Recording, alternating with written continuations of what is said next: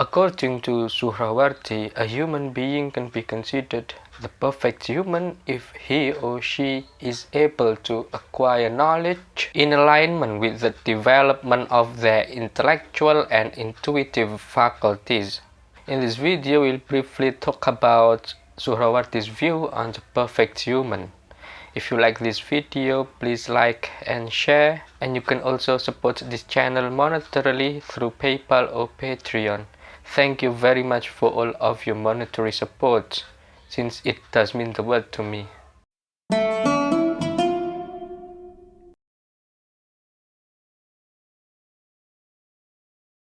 Suhrawardī emphasizes that a true philosopher who integrates theosophy, the use of intuitive power and mystical experience, with discursive philosophy, the application of rational faculties, holds the authority as the vicegerent or caliph of God. Therefore, when an individual fully optimizes both faculties, intellect and intuition, they ascend to the status of perfect human. God has clarified in the Quran that humanity is a creation of extraordinary perfection, elevated above all other creatures.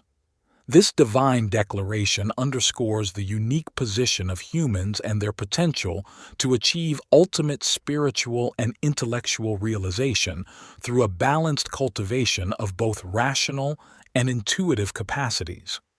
Suhrawardī classifies individuals who have attained knowledge based on their efforts to develop intellectual and intuitive faculties.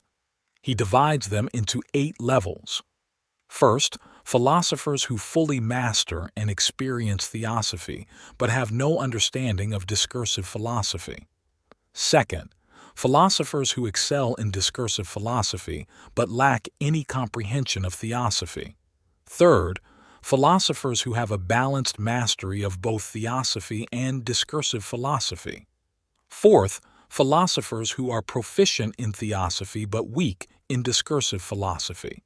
Fifth, philosophers who excel in discursive philosophy but are deficient in theosophy.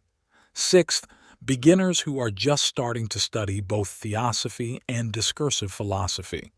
Seventh, individuals who appreciate and praise the study of theosophy without directly engaging in it. Eighth, novices who are only beginning to explore discursive philosophy. A philosopher who successfully integrates theosophical and discursive philosophy within themselves in a balanced manner is referred to as the perfect human. Such a figure is worthy of being called God's vicegerent or Khalifatullah, as they possess the ability to illuminate and transform society positively. According to Suhrawardī, this perfect human not only exists in the earthly realm, but also holds a significant position in the celestial domain. Suhrawardī firmly believes that such perfect humans continue to exist in every era, unbroken through time, serving as guardians of balance and harmony in life. The world will never be devoid of such philosophers, as their presence is eagerly awaited and highly valued by all of humanity. These philosophers, who have attained the status of the perfect human, embody justice within the framework of piety. Guided by divine illumination, their every action reflects genuine truth and fairness. As representatives of the Caliph or God's vicegerent on earth, they play a vital role in preserving balance, justice, and harmony in life. According to Suhrawardī, the perfect human possesses extraordinary powers that transcend physical limitations. One of their remarkable abilities is perceiving their physical body as akin to clothing, which they can shed and don again at will. This highlights their profound spirituality and exceptional self-mastery. The world becomes a safe and peaceful place under the leadership of a perfect human, as they carry divine authority to govern with justice and wisdom. Conversely, when the world is led by those who are not perfect humans, it is engulfed in darkness and chaos, driven by leaders who lack wisdom and fairness and thus bring destruction. In Suhrawardī's view, the glory of an era can only be realized under the rule of the perfect human, who illuminates the world with the light of truth and wisdom. The union between theosophical and discursive philosophy gives rise to the perfect human. As the Khalifa, the perfect human holds a privileged position as the ultimate goal of the universe's creation. The ultimate goal is realized when a human reaches perfection, embodied in its most concrete form by Prophet Muhammad as the par excellence example. Given their extraordinary qualities, the Khalifa should ideally be entrusted to an individual who has mastered both theosophical and discursive philosophy. However, in practical terms, Suhrawardi provides a hierarchical approach for leadership if no ideal candidate is found. If there is no individual proficient in both disciplines, the leadership may be assigned to a philosopher who excels in theosophy, even if they lack comprehensive knowledge of discursive philosophy. Should this also prove unfeasible, the responsibility can be given to those who are novices in both theosophy and discursive philosophy. This hierarchical approach reflects the necessity of ensuring leadership that is as just and enlightened as possible, even if the ideal standard of perfection cannot be achieved. A person who has attained the integration of theosophical and discursive mastery possesses two complementary types of knowledge. The first is dhaki knowledge, experiential or mystical, acquired through direct experience and immediate tasting of non-material objects. This knowledge comes via illumination, where the light of divine knowledge is infused into the heart, or through mukashafa, unveiling mysteries, and musyahada, direct witnessing, of non-material entities. The second is batsi knowledge, discursive, obtained through logical methods by deriving new conclusions from verified premises. The highest form of experiential knowledge manifests in revelation, inspiration, or marifa, while the best expression of discursive knowledge lies in philosophy and science as definitive knowledge systems. As God's vicegerent on earth, humanity is endowed with two extraordinary gifts, freedom and knowledge. Human freedom stems from the dual nature of existence. Humans are not merely physical beings, but also spiritual entities possessing a soul that originates from God. Because of this divine origin, humans are not entirely bound by the laws governing the physical realm. God bestows upon humanity limited freedom of choice, a sacred trust that only humans accepted.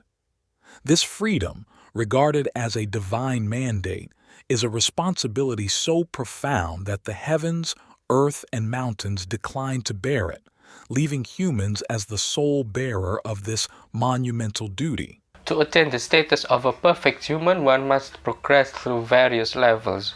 These levels are as follows. First, a philosopher who perfectly integrates both theosophy and discursive philosophy. Second, a philosopher deeply versed in theosophy with partial understanding of discursive philosophy. Third, a philosopher deeply proficient in theosophy, yet lacking mastery in discursive philosophy. Fourth, a beginner in both theosophy and discursive philosophy. Fifth, a beginner in theosophy. And sixth, a beginner in discursive philosophy. All individuals at these levels are entitled to bear the title of God's vicegerent, Khalifa, provided that no more perfect philosopher is present or accessible. While their degrees of perfection vary, each can be considered a perfect human within their respective capacities. This perfection is not absolute but rather hierarchical, reflecting differences in mastery over theosophy and discursive philosophy.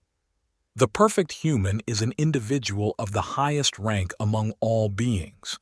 This figure holds the position of God's vicegerent, a world leader who ensures security and peace. The perfection of a perfect human is not limited to physical attributes but is primarily centered on knowledge. As conceptualized by Suhrawardi, the perfect human acquires knowledge directly from its ultimate source. This knowledge includes esoteric wisdom, divine insight, ilmuladuni, and other transcendent understandings gained through specific stages of spiritual and intellectual refinement outlined in Suhrawardi's philosophy of illumination. Suhrawardi's philosophy of illumination seeks to harmonize spirituality and philosophy by integrating rational and intuitive faculties, allowing them to complement each other. From this integration through defined methods and stages emerges profound and direct knowledge. This individual is not merely a philosopher well versed in rational thought, but also a saint, a person illuminated with divine knowledge. In conclusion, the perfect human, as envisioned by Suhrawardī, represents the pinnacle of both intellectual and spiritual achievement. This figure exemplifies the seamless integration of reason and intuition, embodying ultimate wisdom and fulfilling the role of God's vicegerent. Through their leadership, the world is guided toward peace and order. For Suhrawardī, the perfect human is a reflection of balance between the spiritual and rational realms, serving as the guardian of balance in human life and the cosmos. Thank you so much for watching. My special thanks goes to Timarus. See you.